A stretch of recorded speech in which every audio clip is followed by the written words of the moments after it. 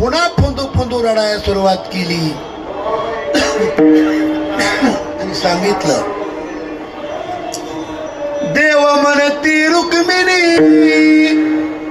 हाच एक योगी देखिला नयनी, हेच ज्ञान संजीवनी जाण त्रैलोक्याचे, धन्य धन्य धरातळी जो याते दृष्टी न्याळी, तो वाहत येईल टाळी वैकुंठ भुवनी, जो करील याची यात्रा तो तारील सकळही गोत्रा,